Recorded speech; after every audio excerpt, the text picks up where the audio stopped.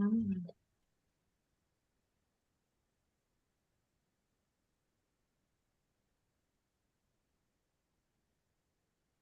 Hi, everyone. Good evening. It's Wednesday, which means that Journey to Self is back. And me and these fine ladies and coaches and spiritual leaders, we are going to talk about how changing your story, changing your narrative can truly change your life. So I will not delay, and I am actually going to turn it over to you, Chrissy, tonight to Oh, kick us goodness. off and to tell us what is inspiring for you to really want to delve into this topic. And, you know, and then let's see what comes up for us. So, Chrissy, turning it over to you. Okay. Oh, there's so much to talk about, Vicky. What's inspired me, and I mean, I was talking about healing earlier, and I think changing the story has to go along with that because we have to heal to start changing that story. When we're stuck in these negative thought patterns, which is all a story, like when we're children, we have things we detour into fear, we detour into fear. We get stories in our heads and then we believe that for sometimes our entire life if we never heal. So that's something that has been a part of my healing journey and something that I've had to learn how to do, how to change that part of me and how to realize that it was just a story I told myself.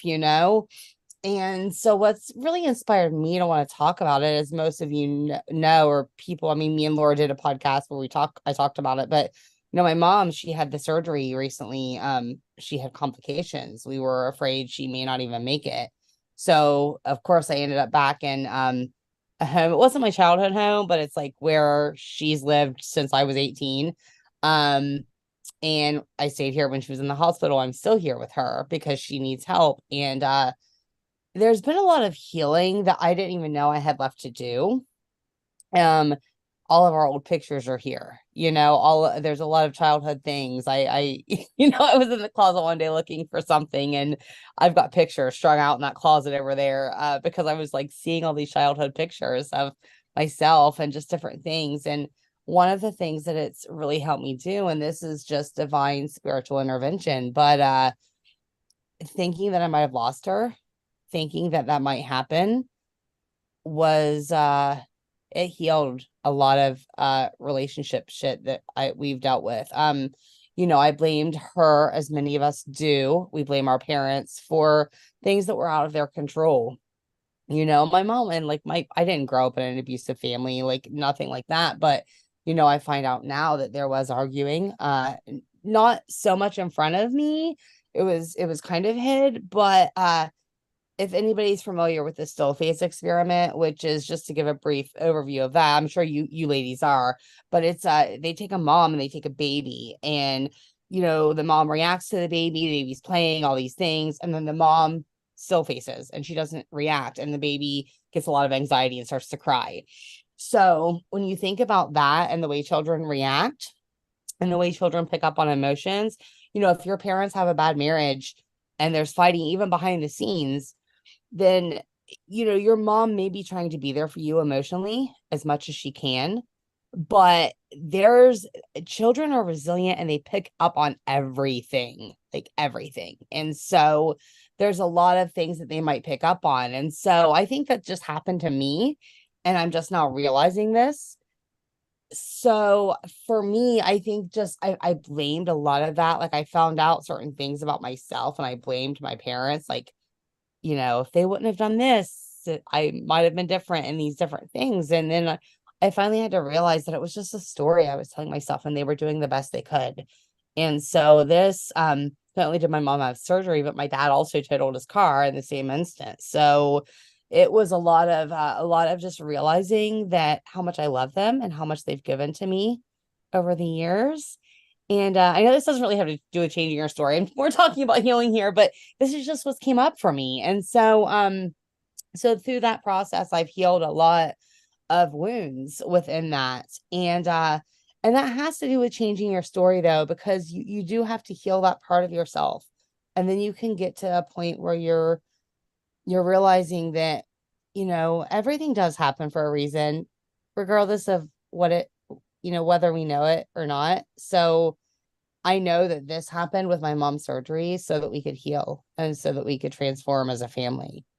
And so that to me is changing that part of my story. So I'll turn it over to somebody else now. But yeah. I love that, Chrissy. And I don't mean to be rude and jump in, but my story piggybacks on yours, It Chrissy. So does. Mhm. great that I Yeah. just have to pick it up from here. So I know I shouldn't say nothing about me and Chrissy surprises me anymore. So the fact that she and I went through the exact same experience with just like very different people in our lives, just shouldn't surprise me or anybody else. Yeah. But so literally, in the last couple of days, I've also had health scare in my family with my husband, and very similar dynamics in the sense that, when you are faced with that moment, um, that moment where everything is hanging on the line, right? Last night I ended up spending the whole night in the emergency room with my husband, and because he wasn't feeling well. And a lot of crazy thoughts start running through your head, of course, and through your energetic being. And the one quote that continued to come up for me was Eckhart Tolle, where he said, in order to live, the secret of life is to die before you die. And, I almost feel like these moments where we are facing death, and maybe it's not even death in its physical form, but to me, it felt like more like death of the old stories, death of the old Mhm. dynamics. Um, that's where that change, I think, occurred. And to me, it's the death of the old stories.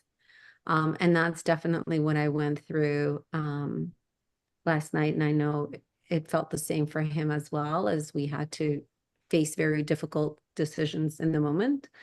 Um, and so that's the change of the narrative. And these moments in life, if we can appreciate life for what it is right now,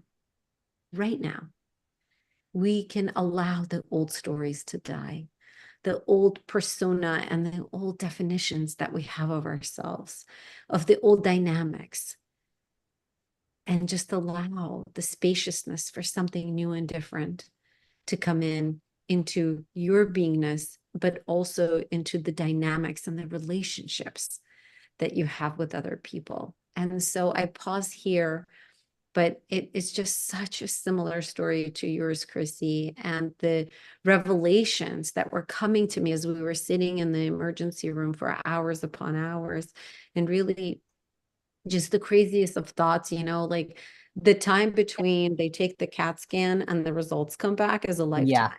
it is. It's a It is. lifetime. Yeah, It's I've a been there. lifetime It's to move on, scary. you Yeah. know? And so in that lifetime, you kind of have the opportunity for old things to die, for new things to come into you. And in a very crazy way, the universe has a way of healing us. It does, and I think it's beautiful, Vicky. I didn't mean to be rude either and jump in, but our Done. stories were so similar. We've been talking since last night. We've had many conversations over this and how it's so crazy that we both had something very similar happen. And it was like these emergency scary things transformed our lives for this beautiful journey now that we are both undertaking in different ways. So I'll shut up now, let somebody else have the floor. But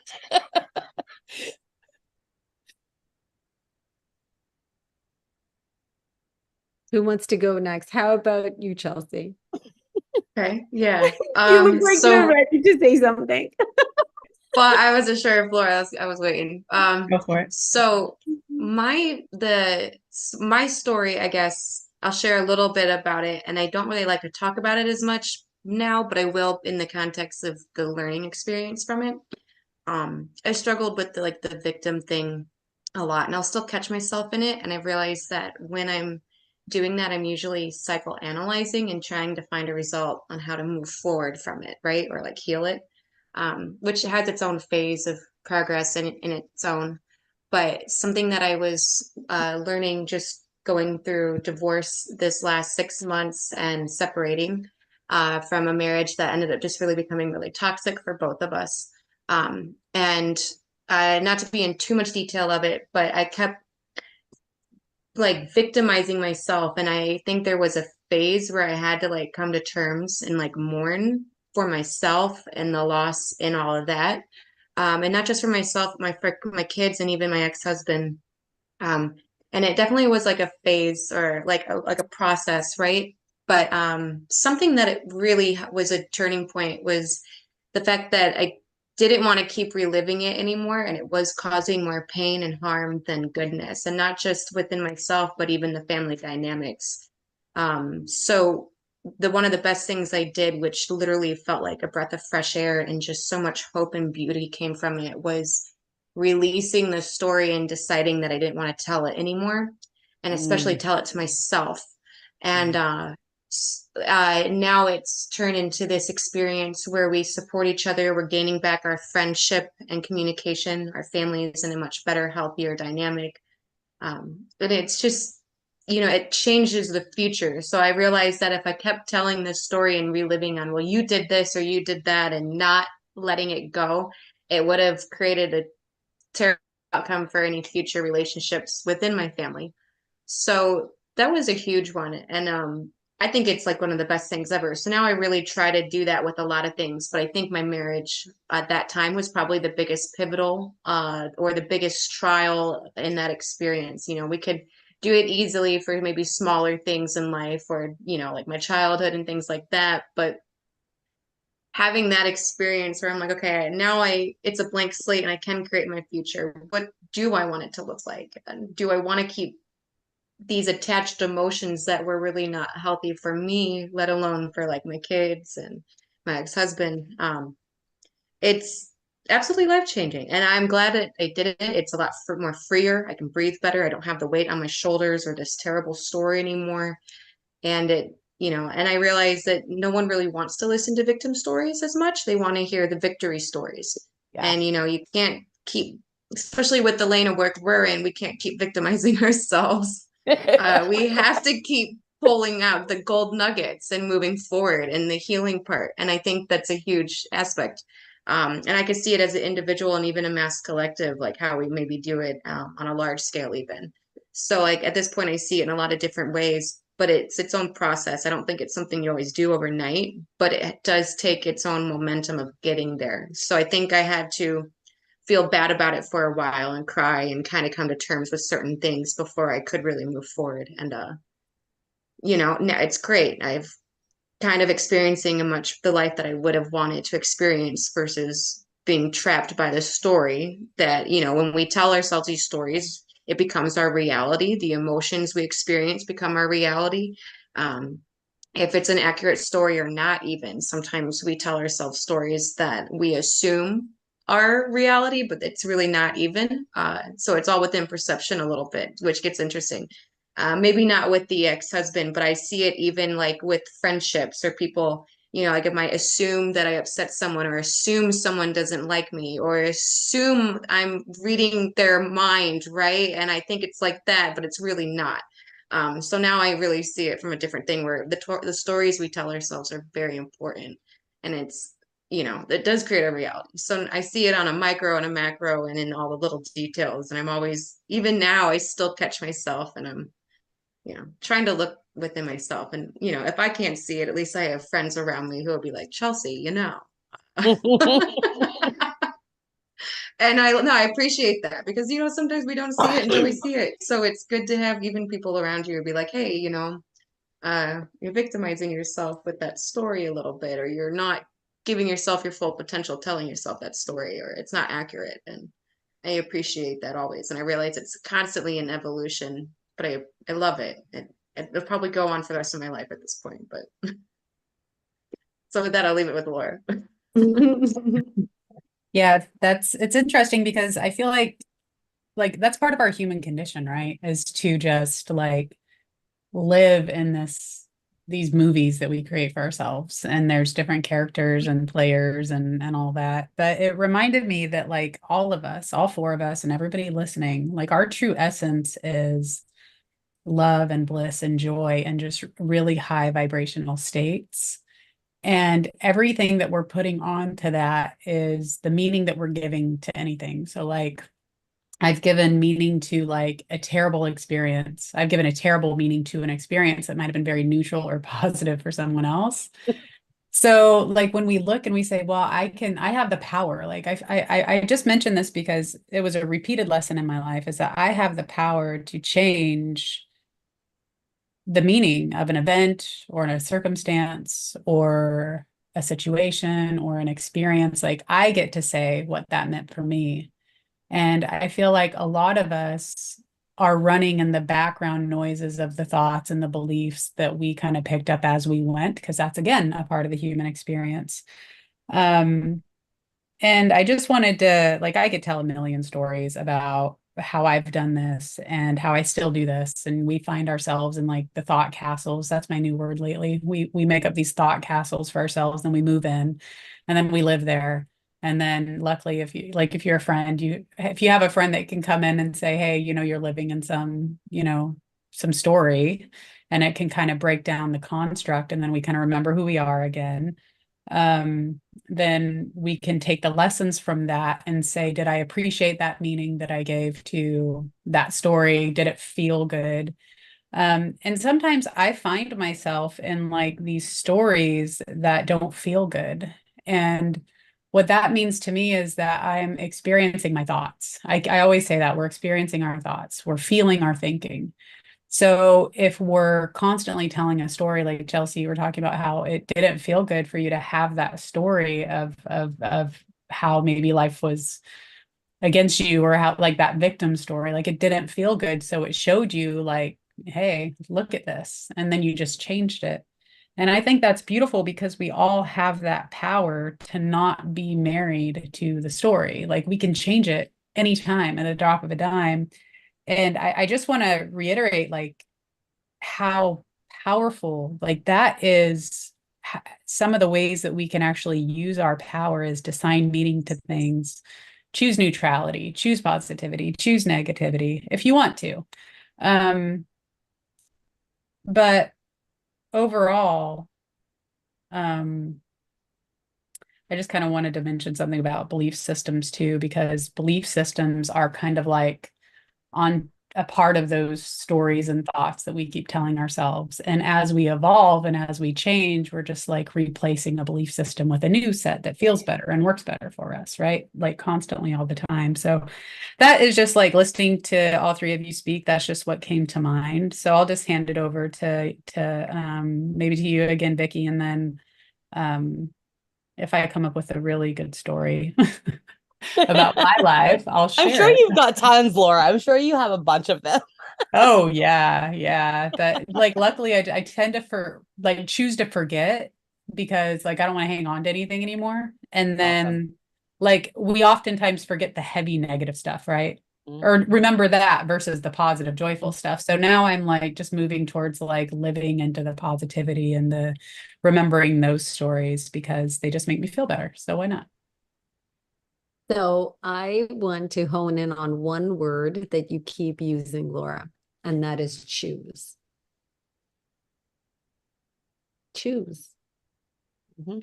And I think, when you think about what is the journey to self, the journey to self is really the remembrance of who or what you are, which is the creator, the, a very powerful being. Yeah. And the story that comes to mind is, again, not long ago, I'm not going to talk about the actual circumstance, but there was fear coming up for me. And I know you ladies are my go-to. So the minute that was happening, I knew that there was fear coming up for me, but in the moment, the fear was literally overtaking my entire being. The only thing I was conscious of is that the fear was overtaking me. But how to actually overcome that fear in that moment, I literally couldn't see through the clutter of the thoughts, the beliefs, the fears that were coming at me. Like it felt like it was happening to me, right? And so I texted you guys and I explained the circumstance. And I remember Laura jumping in and saying, Vicky, you have a choice in how you choose to see the circumstance. Yes, this could be one side of the story, but let's flip that. A whole other side of the story exists, right? And I was like, why it does? Yes, it does. Right? And it was like, my logical mind was like, yes, that could also happen, right? But the big lesson, though, the big aha for me was it's a choice, right? And I always can choose how I choose to perceive any circumstance, right? Even last night when we were in the emergency room, you know, my husband, he was coming up with every possible scenario, right? Because you've been getting into fear mode, and I get it, right? Like 1,000 different things could be going on. And I was just like choosing, and my choice was like, nope, we haven't gotten the CAT scan results. We have no idea. So until we're told otherwise, I'm not going to believe that. I'm going to believe something else, right? And I was totally choosing to stay calm and relaxed about the whole thing, and just waiting for the doctors to come and tell us like what actually is going on, right? So I just really wanted to point that out, is that never forget that you do have a choice. You have the power to choose how you react to a circumstance and what story you're choosing for yourself at this very moment. So not sure who wants to jump in, but that's what was coming up for me. Love it. I'll jump in because I'm like writing all this. Like I have a journal by me now because I have it here with my coaching client, and now I'm like, I'm gonna just keep this right here because like I literally just wrote a whole page of like just I was picking up on words you guys were saying, you know what I mean, and like different things. So yeah, and I'm gonna piggyback off of that because we do have a choice, and I think you know, I know it's hard. It's hard, you know, for my like, well, not my whole life, but since I was 21, I had this story that I was this single mom who'd never been married. You know, I do have the kids have some different dads. I felt like a loser. I felt like I was a loser because I'd never been married. You know, again, this is I love my parents to death, and this is not to say, but there was not they never said that ever, but there was comments that would be made like, well, this is why you should have been married first, or this is why this. And so, like, even though it wasn't from childhood, and this is why I want to tell this story, because we hear about the stories from childhood, we all know that this happens, but stories can get in your head in adulthood too. And so from 21 years old, this is what I was told, like, oh, this is why you should have been married, or I had a story that I never met good guys, you know, and because that was happening, but it was like also being said to me from family. Like, you know, if I tried to date a guy, my kids were very young, they would even say like, why are you even trying, mom? You always date bad guys anyway. Like, I'm talking like 5 years old. They would say that because they would hear my parents say it. You know what I mean? And so that was a story that got ingrained into my head. And it wasn't until I went on a personal development journey for the last few years that I started to change that narrative. And I started to realize that, you know, why I was attracting these people, again, because my thoughts, I think a lot of it, again, was my thoughts were creating that reality. You know, I had this story in my head. So I had this belief that all men were bad and that these things just happened. And so I was creating that and bringing all of these people into my life. So that's an aspect of that. I love the whole, I think it was Laura, you guys both talked about it, but about our thoughts. And I think Laura mentioned how they're neutral and all of that stuff. So I actually wanted to give you guys a couple tips. And this is stuff that I've learned from like my mentors and things. But some of the ways that I found to help change my story, because I think a lot of people listening to this are going to say like, how do we do this, guys? Like, how do we do this? So one way meditation obviously is great. We all know this. Meditation is great. But you can also, when you meditate, like, don't judge your thoughts. Don't, when those thoughts come into your head, because it takes, I mean, you guys know this, like it can take like, I say 30 days, but it can actually even take longer before you can really get on that track where you're like, your thoughts don't affect you anymore. And so when you first start meditating, first of all, don't go for like trying to do it for a half an hour your first time, because come on, guys, like it's gonna be hard. Give yourself 5 or 10 minutes. And when you have thoughts in your head, don't judge them. Understand that they only have the meaning that you're giving to them. So I like, and I actually, my 16-year-old has actually done this a couple times. He says it works, but I will, like, when they come into my head, I observe them. I realize that they're just my thoughts, and I pretend they're like floating on a leaf, and they just float right by me. And I'm like, okay, there they go. I'm just releasing those thoughts. It's fine. I've given my family, I've given my son, I've given my mom, I've given them these tips. It seems to help them also. They don't really meditate, but it does seem to help with that. So that is one way that you can kind of start helping yourself up. Just observe what you're thinking and observe like the stories. Really pay attention to your thought patterns and what you are saying to yourself, because it matters. So that leads me to my next tip. And that, again, I talk about them all the time, but it's affirmations. You know, like I say to myself now all the time, I love my job. Everybody I work with is amazing. My boss is amazing. I love my job. I say it because I was in a very bad state of where I hated my job. And you don't want to know what happened? You ladies know, but it got very painful for me. My job got very painful.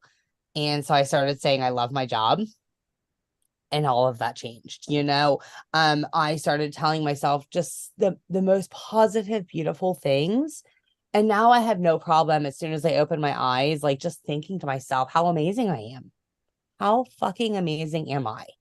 How beautiful am I? And that has really, those two things have really transformed my life. So I just wanted to help you guys, like give you guys a couple tips. If you ladies have any more, feel free to share those, because I think that that's hard. Like I know when I was starting out, I would have been like, how do I do this, guys? So those are just a couple things that have resonated with me, that helped me. I know these ladies probably have other things, so I'm going to turn it over now to one of you guys, to Chelsea, I think. I love that. So I do something like this because of the dream analysis. I kind of use the internal family system to recognize the different voices. So it's psychoanalyzing yourself into different parts. You could even say like emotions, but emotions, I feel like different parts can have different emotions too. And so when you're looking at the insecurity, usually it's a wound that represents the reality of, like that story or creating the thoughts, which is something I catch myself doing all the time. But I would suggest and do these meditations as well, kind of like what you were describing. But I would always picture me as my main self. And then around me is all of my other aspects of myself. And then I would try to let them feel what they're feeling and like kind of pull into those feelings. So I'd be like, okay, maybe it's something from childhood, like an inner child, or maybe it's my feminine side or my masculine side, or where's the sadness coming from? Where's the insecurity coming, and letting it kind of tell its story and then releasing it. But I always try to remind myself that I am my own main self as the center, and that all of these emotions in different parts so it's a good way of kind of digging into it for a healing at the root a little bit more, like in a direct way. But obviously with dreams, they'll show themselves symbolically in their own message too, which is cool because like if we were talking about it, just not even just releasing it, but if you wanted to see where it came from and why, because sometimes people don't know why they feel the way they do, right? And it's just this repeated pattern. And which is funny because it reminds me of like the NLP process where you said the affirmations and trying to recreate. That's what that reminded me of as well, which is great process.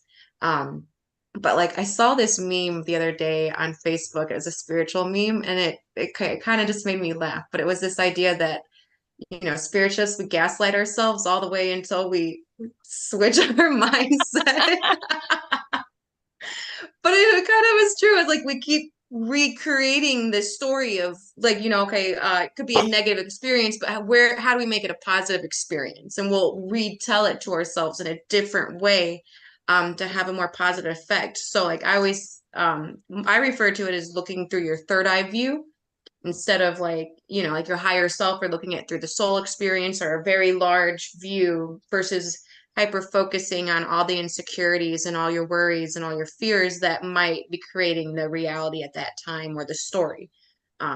So, there's a lot of different ways to approach it, but I just thought it was funny, the gaslighting part.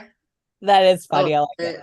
bit. But it's interesting. We are reprogramming the way we view things. But I think when we're emotional, we do create emotional stories that are easier for us to attach to. And I think I think emotions make you feel, it just can get out of control when you're emotionally living or viewing things through the emotion versus your main self. So I think when you're viewing it through a third eye view or your main self, you have a broader perspective and a more calm spot to perceive from, and kind of catch yourself in all of the little whatever's you're telling yourself, basically, if that makes sense. That's it. Yeah, it does. It does make sense. I was just thinking about how, just to Laura? Oh, what happened? Did we lose her? Laura, you froze. Okay. Well, why don't we keep going, and I'm sure that Laura will I'll be back. yeah. Maybe we can ping her and just tell her that we lost her. Yeah. So I don't have my phone on me. If one of you guys have your phone on you and want to ping her. Yeah. Okay. Laura, power flickered, logging back on. Okay. All right, cool. I'll jump in and I'll talk about, like, since we're kind of getting into since we're getting into I think that was just hers. I have no idea what is happening. We've got gremlins. This is what happens when you go live, folks. All good. So, since we're talking about practical applications, I love the tips that you ladies shared, and they're actually literally new things that I'm learning, or new ways to apply and to remain mindful and present. There are a couple of really, okay, so a little self-judgment is coming in here, but this is the process I go through. So here we go. Now the crazy inner workings of Victoria. So one of the things that I do is, when a thought arises, I become very present with it. And I'm like, okay, there's a thought. Or I'll go like, oh, that's the mind. I'm not the mind. I'm a soul. I'm a spiritual being. And then I keep remembering that, right? And then I just try to get really present with, like, whether I'm outside walking Ollie or what have you, stuff like that. Hey, Laura, welcome back. Laura's back. We're kind of sticking on the theme of, like, giving just practical advice, right? Or when a story arises, I'll just say, oh, that's a fear story. It's a fear story coming up. And then I go through kind of that same reframing, and I'll say, I'm God's kid. I'm God's kid. Everything is always happening for me.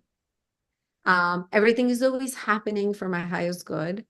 And so, like, I'm in this very weird phase in my life where I have a lot of uncertainty, more uncertainty than I'd like. But, that's kind of what's keeping me sane at the moment, right? The fear with the uncertainty is that you don't know when or how things are going to work out for you, right? And so every time these fear thoughts come up, I'm like, oh, that's a fear thought. That's the mind. I'm not the mind. I'm the soul, right? And then again, and I keep going through this reframing and the reminding of who I really am, and that everything is always working out for my highest good. And then sometimes I just say, like, okay, I surrender it.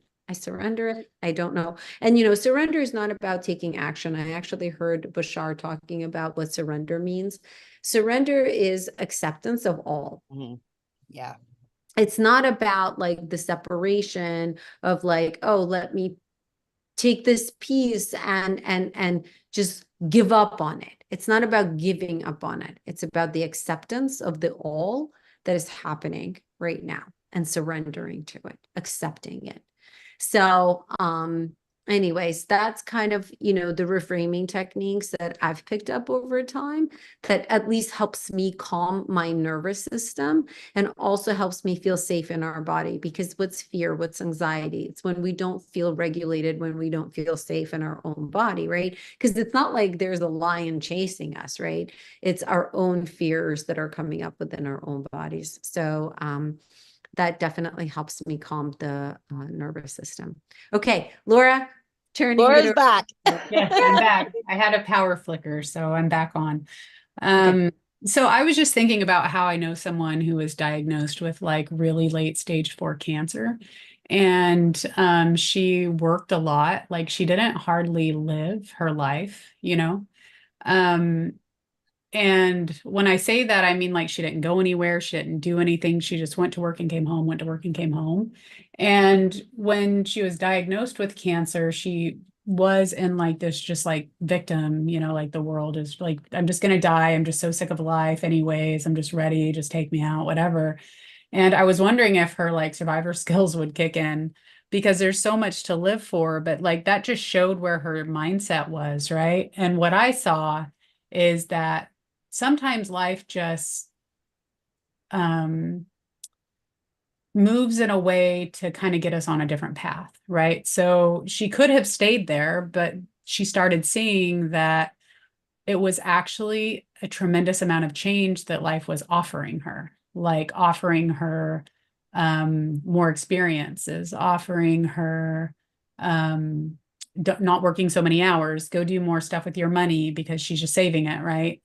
Go visit family more, get closer to family that you're kind of like not seeing. And I just really loved that she was able to see that life wasn't happening to her, it was happening for her. And we've said that, Vicki, I know you and I have said that over and over and over again, that life just happens for us. And so that's just like a simple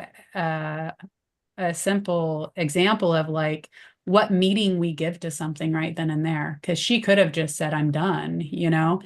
And when Robert was diagnosed with, when they said, you know, we think we see cancer and blah, blah, blah, like I was much like Vicki with not letting my mind go down into any spiral because number one, I didn't know anything for sure. Number two, I was just speculating anything I did think. And number three, if I stayed outside of the moment, I was going to miss everything right in front of me. And so that news that we were waiting for could have been bad, or it could have been worse, or it could have been good. But like, I didn't care at that point because I just wanted our life to be like no news was where I just wanted to be for as long as possible because I didn't have to align with any type of like scenario, like, oh my gosh, where are we going to go? What are we going to do? And so like, luckily that ended up being like working out well, but it also showed them like, hey, I could change this about my life. I could change this about my life. I could change this. And so when we use things for positive, we're also, you know, really stepping into our power too. And also just having the awareness of like, oh, you know, I'm feeling bad. So I must be thinking thoughts that are not helpful right now.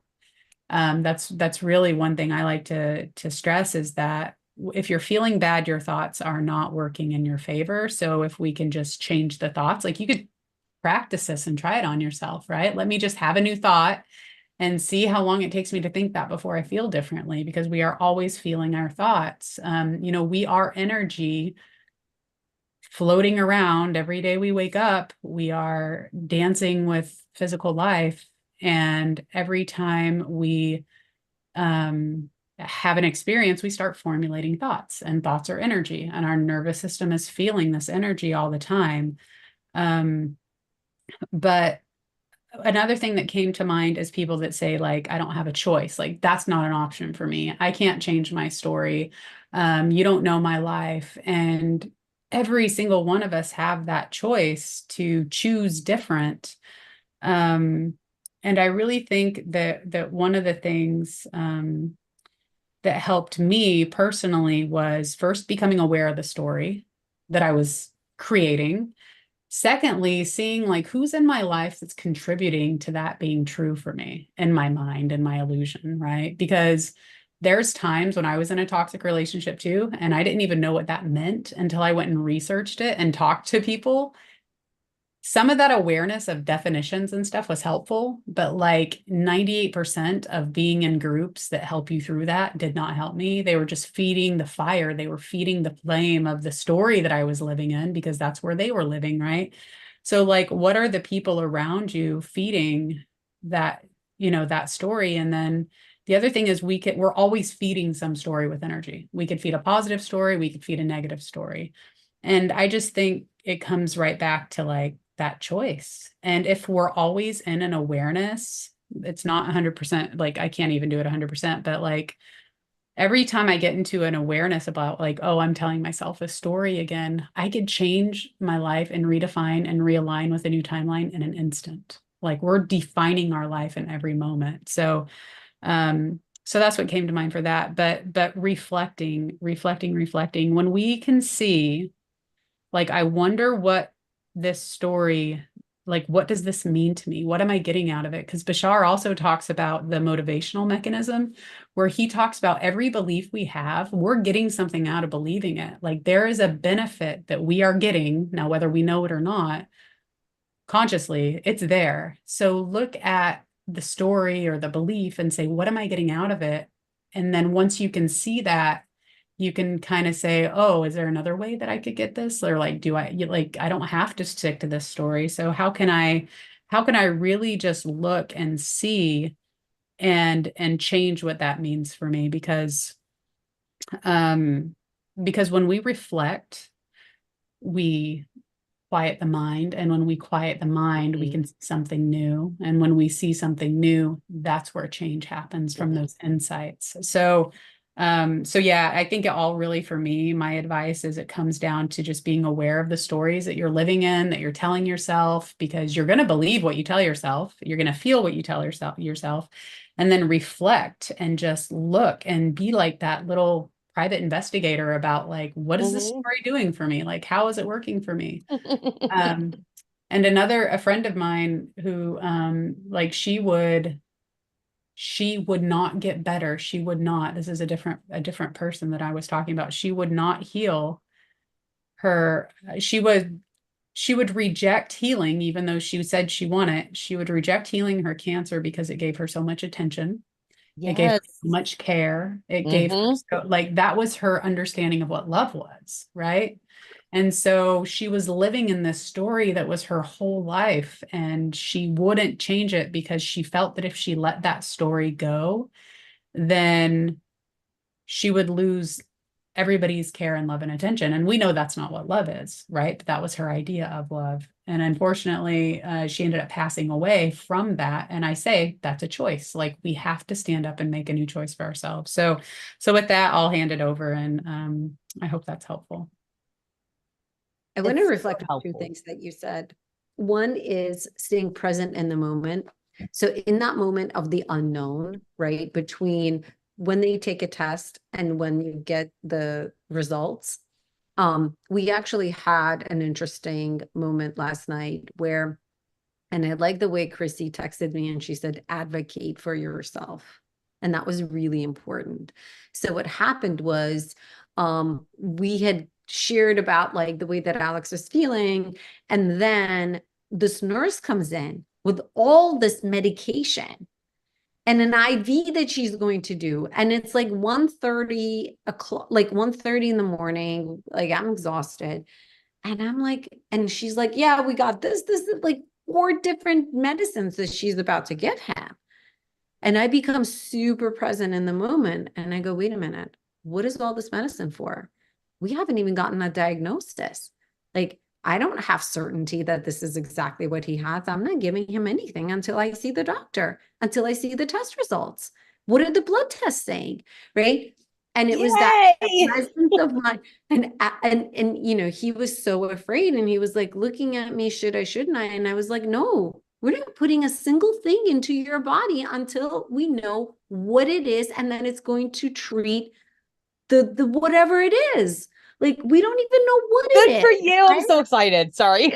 No, and so like it was this presence of mind, like this presence that overcame me in that moment, you know? And I just, you know, I think that even when we're in fearful circumstances, be present in that moment. It counts even more in that moment. And Laura, you talked about that. And like, until we had anything more certain and definitive, I was not going to jump into any conclusions or take action. You know, I read somewhere and they said taking wrong action is way worse than inaction. It's better to sit and wait and to get clarity. Oh, it was Eckhart Tolle who said that. He said it's better to sit in stillness and not take any action and wait for that clarity to come to you versus to take wrong action. Yeah. Right? So that was the first thing that came up for me. The second thing is I really love the example that you used about the first woman who was in stage 4 cancer, where it was that moment of awakening for her to start to rethink or to refeel into what life she wanted to live. And, you know, last night, it was this like a moment of clarity overcame me, you know, because as you all know, we were all entrepreneurs, right? We're all entrepreneurs in one way or the other.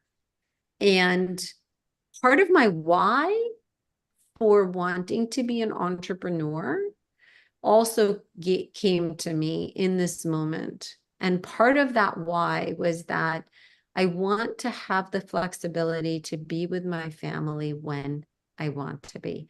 And if a circumstance like this has to arise, I can be in charge of my own, not destiny, of my own time, you know? And that my why, part of my why became very clear. My kids are growing up, what my mom's getting, like part of my why is now this too. And I never realized it until it was last night, and it was like 4 o'clock in the morning, and I knew I had to be up at 8 a.m. because I had to go to work. And, you know, the other piece of the circumstance was like, I have to go into the city on Wednesdays. And I was physically too exhausted. And I was like, I just can't, I just can't, right?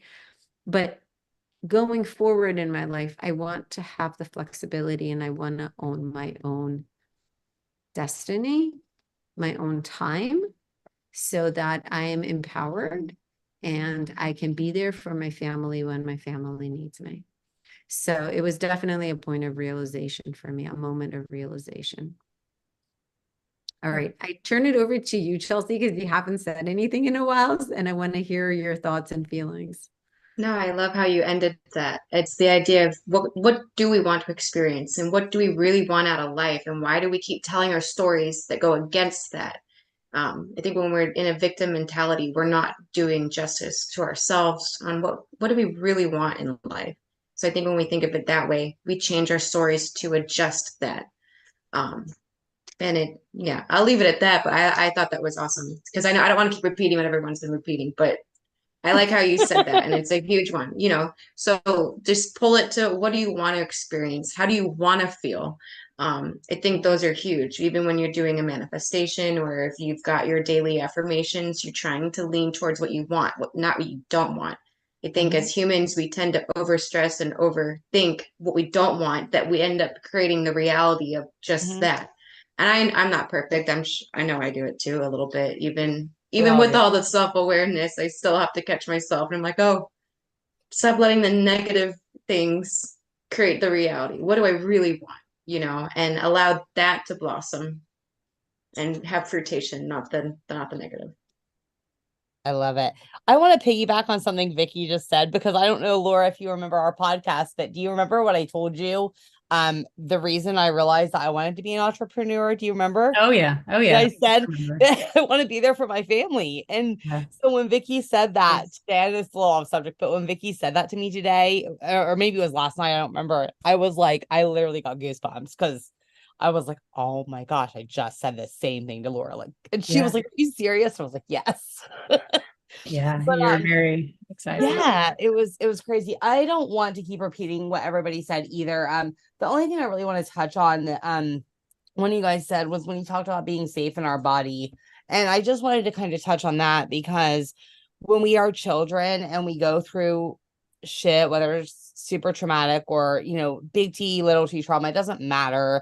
But what happens is we abandon our bottom three chakras. So we abandon the root chakra, the sacral, the solar plexus. We kind of abandon, especially the root, we kind of abandon those and we attune to the third eye chakra. So we attune to everybody else's energy. This is why many of us are codependent. This is why many of us are so focused on other people because we don't feel safe in our body. So another tip when you're meditating is to put the awareness within your body and feel like your hands, your chest, your legs, all of it, and feel in that. The only other thing I really wanted to just say, and this is kind of a plug, I'm going to plug myself and you guys go plug your groups, but we talk a lot about this stuff and we're all four very lucky because we have found each other. So even though we live very far away, many of us, and Chelsea's in another country living it up, but we're all in these other places, but we know that we're there. We can Zoom each other, we can talk to each other anytime we want. And so all of us have created these communities that we want to just create these places for people to come and talk because if you don't have somebody to talk to, this can be if you're going through this spiritual journey, this transformation, it can be very scary. So I have created a group on Facebook. It's called Soul Connections. You can find it on Facebook. You guys are welcome to join that. You're welcome to look me up on Facebook. It's Chrissy Lax. That's CHRISSY, and then Lax, like the airport, LAX.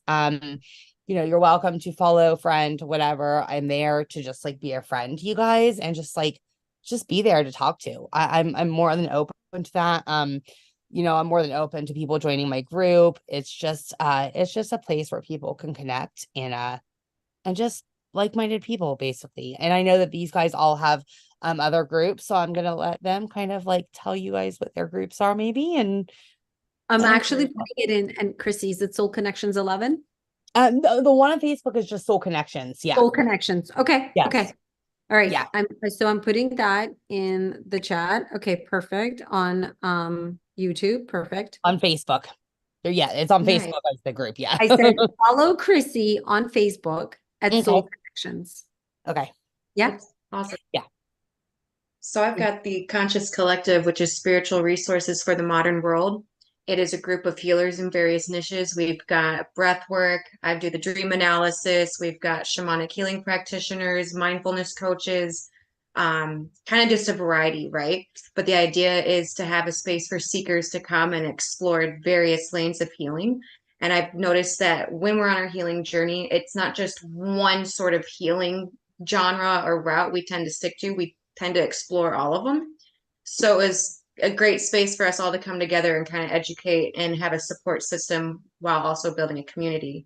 I think we've got about 600 people on there right now, and it's pretty active. We've got free workshops that we promote monthly, or just really affordable ones. A wide variety. Everyone tries to teach on there, but it's a great group for anyone who loves holistic healing, basically. And I'll find the link here in a moment and add it to the chat. That's what I was gonna say. I don't know if we can add this. I don't know if you guys can add this. Vicky, if you are able to add it to the to the show notes with the podcast. I will. I will. We for can sure. text you and we can. I was add adding it to the comment section. Okay, cool. And I'm or the putting it in the chat, comment yeah. sections as Okay. well. Yep. Mm. Let's see. I'm doing that now. Laura, where can Yeah. people find you? You can find me on Facebook is the best place. 44 Laura Perry, LoraPerry. And I'm doing a ton of episodes for the Final Phoenix podcast, and that's on every platform. So I'm really excited about that. I think I've got like 20 recorded or something crazy like that, and only one has been posted. So those come out every Friday. So stay tuned for the next episode. I'm excited about how much variety it's bringing to the table, and kind of it's birthing itself in a way that I think is gonna give a lot of people insight. And by the way, Chrissy, I've already had comments on your episode that like, wow, this really helped me. And someone else, Seriously? yeah, and Oh my someone else said gosh. like I really needed that episode. And then someone else said, Wow. like they were stunned by the similarities in your stories. So they were like, that's amazing that like they were able to see themselves in you. And that helped them understand a lot more of Wow. where they were. So I'm so excited. That's the whole reason I did that. I mean, it was so healing for me, Laura, but like the whole reason I decided to do it was because I wanted to help other people. I'm so happy to hear that. yeah, Thank and you. it's doing it. So Awesome. yeah. So, and what about you? Oh, actually, yeah, Vicky, what about you? And then I wanted to just say a couple of things at the end there, but where can we find you? Where can you find me? You can find me on Facebook, and you can either follow me, so Victoria Davidashvili, which you can, I'll type it in the show notes, or I can't spell it I yet. also have Okay. I have a community. It's Expanding Together on Facebook, but also on Kajabi. I will have a URL to it. That's my private community, and that's where I'm really starting to engage. I have on Sunday mornings, I do it's called Sips and Conversations, and I come with the topic. The topic will usually have a song that is related to it. So I love music. And one of the things that I'm bringing into my community is just songs and how they inspire us, and the stories behind those songs, right? Or maybe we just listen to it together in the morning and just get into, an amazing vibe and an amazing mood together. So, that's the idea. And then we do a quick meditation just to ground ourselves, to feel safe, because this is a place for connection, for us to feel comfortable with one another, for us to connect, for us to share, for us to have that level of support that I think we're all looking for right now, as we navigate life. And then also opening it up to live Q&A. And the Q&A, of course, I will be there to answer questions, but I think it's everybody collectively also supporting each other and providing input. So there's a live Q&A element to it as well. So I'm so excited. It's free right now, and just join and engage. And, the reason I called it Expanding Together is because we only grow when we're together, right? Like we grow and we grow together. So can't wait to see you there. All right, Laura, I turn it over to you. What are your thoughts? Yeah, I just wanted to say that like it's completely human to be in a story and not react to it. Like we're always going to find ourselves randomly in like some story, and we don't have to always change it. Like it's okay. Just knowing that you're there, and knowing where you are is like gold. And you could choose to be there if you want to be. And if you can't seem to find your way out of it, you don't have to resist it either. Like it's okay to just be there. And I feel like a lot of people really want to change things. And sometimes it's just the weather, right? It's just the weather coming through. And the more that we resist something, the longer it sticks around. So it's okay to be in the story and not react to it, but having the awareness that you do have the power to reflect and choose differently, even if it doesn't happen right away. I just thought that was important to share. And then also, Vicky, I love that you talked about like being in that moment of the unknown, because you've been there, I've been there, we've all been there. But like that's a blank page of a book. Like there's nothing there. So while we're sitting in this nothingness, like there is so much beauty and like depth to the unknown that is actually a really safe space. And it used to scare me, right? Like it used to scare me. And now I'm like, wow, that's like a blank page. I don't have to start the next chapter yet. It's okay for me to sit here. I don't have to make up a story to put on the page. I can just be. And that was really powerful for me. And also just a reminding all of us that we get to look at our life as a book and we get to write the story every single day. You can always start a new chapter. You can always start a new book. You can always start a new page.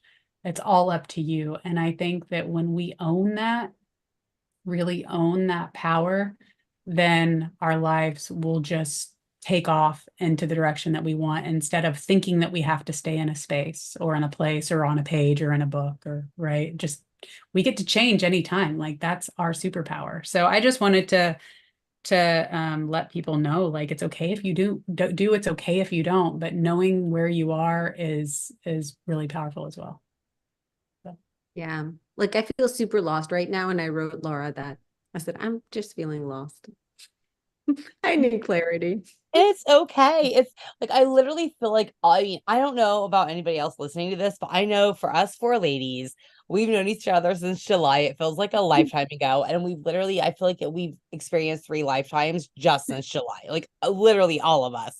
I mean, Chelsea's in another freaking, Continent. country right now. Like you're like all of these, I mean, just all of us have experienced this whole other lifetime within like 6 months. So it's just everything can change in a heartbeat, and it and I don't know, I guess that's all I have to say. Like it's just but just always know that like the universe is guiding you. I mean, it guided us together. I mean, the way that we've met, we've talked about it on other podcasts, I won't repeat it, but was completely divine intervention. The thing with my mom was intervention. What happened with Vicky last night with her husband was intervention. Like it's all, when you look back in hindsight, you might not see it at the time and it's scary. But when you surrender and you can just look back on that, you're just like, oh my gosh, like how beautiful is this now? How beautiful. How beautiful. Mm-hmm. And I want to close on this one last thing. So we just talked about having communities, right? And I'm watching this show on Netflix. It's called The Blue Zone. Have you guys seen it? Mm-mm. Okay, so I only saw the first episode, but I already love it. And it's basically this guy, it's a docuseries, and he travels to different parts of the world to understand how and why people are living to like over 100 years of age. Like, why do they live such long lives? But like really long and healthy lives. This is not you being a vegetable. This is you being like super productive. So he starts out in Japan. So that's the first episode that I just saw. And so there's this like grandma who's like 97 playing games with a bunch of like her nieces and grandchildren and daughters and right. And, obviously there are things to being active or the food that you eat, the natural lifestyle that you lead, but everyone talked about the power of community and the power of connection and how these elderly women are part of a community and they have these traditions of like once a week they get together and they play games and this and that. And I know how much our foursome community means to me. It's so anchoring. It's you talk about feeling safe in your body. I don't know what this is. Maybe it's the energetic body, but there's like a safety and a goodness to it. Like knowing that you've got these BFFs that you can just turn to with all your craziness, right? And you know that you will still be loved and accepted and guided in that moment. And I just want to talk about like how important it is to have that anchoring community. It doesn't matter, like whether it's our community or you just have friends or whatever that connection is. But I think the power of the human connection is so incredibly important. And I guess this is my way of saying thank you for being my community. And, when I watched that show, I was like, I have something like that. And so anyways, and this year we're all gonna have a face-to-face meeting at some point this year. It's happening, and we're all gonna hug it out in person. You all are coming here. We talked about this. I am I'm going to be a true New Yorker. We all know that New York is the heart of the universe, the heart of the world. So you're all coming here. And I was so close. Now I'm so far away. We just gotta bring you back. Yeah. trust me. We'll circle Come around. back. I gotta go back and yeah, I do gotta go back. You got to come back because we're gonna hang out. We're gonna go to Sedona and we're gonna like get super activated by the Red Rock, and we're gonna have Yes, it's gonna we be are. amazing. Yes, we Girls are. trip. Totally, 1,000%. All right, I'll see you Except guys in a Robert couple is months. coming. Except I think Robert is coming, and I don't think Alex is going to be able to manage on his own. So I think he might come along too. So he and Robert can keep each other company. Yeah, that will be best. Yeah. They can go do their own thing. That's fine. Like they'll bring them along, like Totally. Robert and all this stuff. They can Yeah, hang you'll figure out. it out. They can become BFFs. That's cool. Totally. So, anyways, I just wanted to end on that note. Yes. All right. Okay. Thank you, ladies. We And love Bye, guys. everybody so Okay. much. Okay. Bye.